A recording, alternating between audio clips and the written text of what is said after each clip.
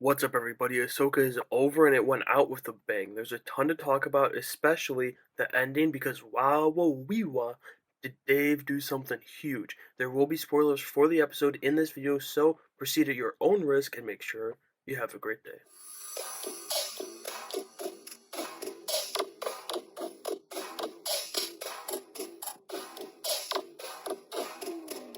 Let's start with a rundown of the story, then I'll get into a couple specific things from the big things in the episode. It opens with the loading of the Chimera being completed, and it's a really great shot of the ship. That was one of my favorite parts of these last few episodes. The Chimera looked so damn good.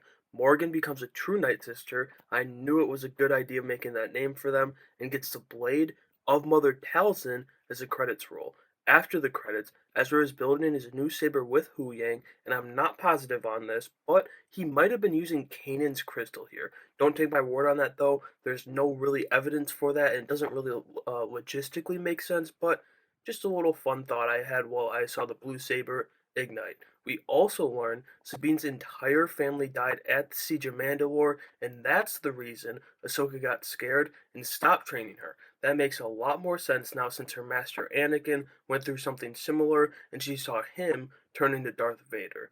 Thrawn takes out Ahsoka's ship and sends in a ground assault as a result, but that never gets there because our heroes make it to the temple first.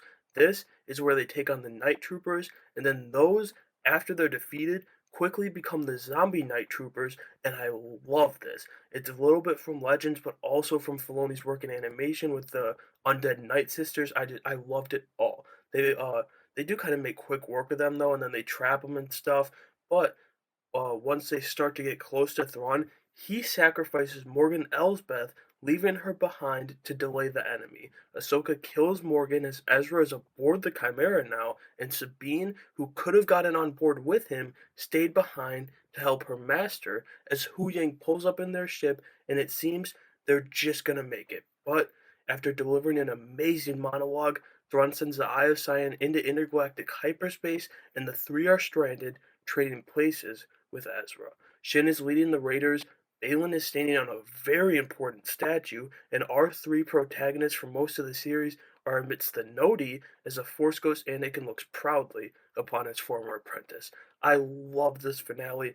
I know it's like people are saying, oh, this was like a mid-season finale. Well, it kind of was. It's like a mid-story finale in a way, but we'll talk about that later. There's no other way to put it. Knowing we have a movie from Filoni and potentially a second season of this show, this finale just left me anxiously waiting for those, but also mourning Ray Stevenson once again after a masterful performance in this show. Now I want to dive right into this. What Baylan standing on the statue of the father next to a statue of the brother and a statue, a broken and detached statue of the sister means. I don't believe we were on Mortis here during this series. I truly don't.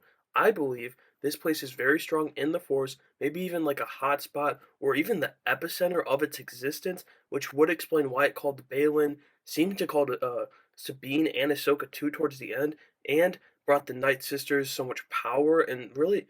It's not clear, but seemingly brought them, or at least drew them here. And while I still don't think this is Mortis, I do think Baylan has become the father. I genuinely believe that. Having seen all of this show, as well as thinking of the Mortis arc in the Clone Wars, he very much acted like the father, and I'm down with him becoming that. The big thing here, though, is the brother and the sister statues. The sister, I believe, is definitely still Ahsoka, but then that begs to question, why is she separated and why is her head destroyed? The Morai bird came to Ahsoka towards the end, so that does still make me feel confident it's her. So maybe the broken face and detachment doesn't mean anything, and I'm looking too far into it. But the brother, boy, do I have an idea about this. What if, now just stick with me here, what if the brother is now Ezra?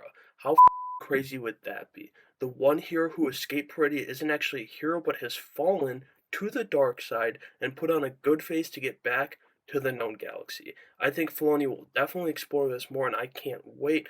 But at the same time, I once again can't help but think of Ray Stevenson and more on the fact that he's not with us anymore. With that major part of the episode out of the way, let's talk about the rest of the ending for the episode and this season. We have Shin leading the Raiders on Peridia, and I just want to remind all of you that I said weeks ago that Shin is Dave Filoni's canon iteration of Mara Jade, and I just keep feeling more and more confident in that theory. Then we have Ezra reuniting with Hera as he escaped on the Chimera and made his way to the New Republic fleet, which admittedly is a bit strange and kind of like just don't think about it, but I'm cool with it honestly. And then Sabine, Ahsoka, and Huyang are still stranded in Peridia amongst the Nodi, and Ahsoka seems satisfied here, which is just like a bit strange to me, but also I do get it's in character for her. Sabine feels something, and then as it seems Ahsoka feels it too, as she turns and smiles, and then we see Hayden Christensen appear as Anakin's Force Ghost,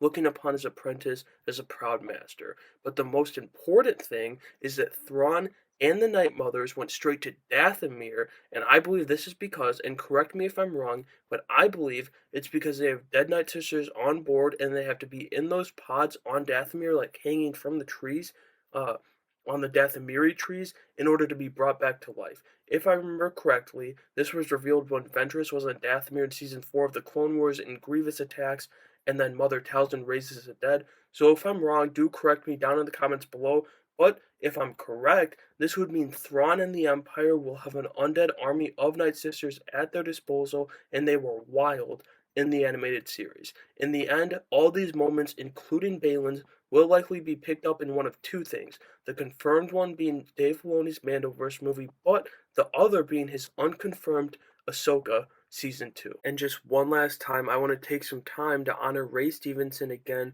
here because I feel like he truly was the best part of this series. His performance, his fight scenes, and even his presence when he was just in the background without lines, I loved it all. He's brought us great performances in projects like Memory with Liam Neeson, The Clone Wars and Rebels voicing Garth Saxon, the first three Thor movies as Volstagg, and even as Frank Castle the Punisher in Punisher Warzone, just to name a few of my personal favorites. He felt like the rare, genuine human being in the gross landscape of Hollywood, and it's a damn shame that he was taken from us at the disturbingly young age of 58.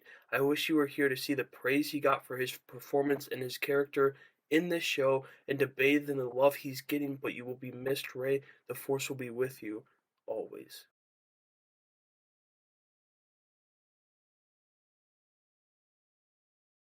And so that's gonna do it for my review of the Ahsoka finale and our journey together with the show. I know I loved it. I'm rating it about an 8.5 out of 10. It had all the elements I personally loved from the cartoons with Filoni, but also brought those new elements that Filoni has developed only in live action. I can't wait to see these characters back, whether it be in season 2 or on the big screen in a couple years. But as always, I want to know what you guys thought about it. You can let me know that what your rating was, as well as your overall thoughts on the episode and the show down in the comments below. If you enjoyed these breakdowns, I'd appreciate it greatly if you subscribe to the channels. It helps me out, but also you won't miss out on any of my breakdowns or my daily videos, which will continue with both Gen V, the Boys spinoff, and Loki Season 2 this Thursday. Thank you for checking out this video and make sure you have a great day.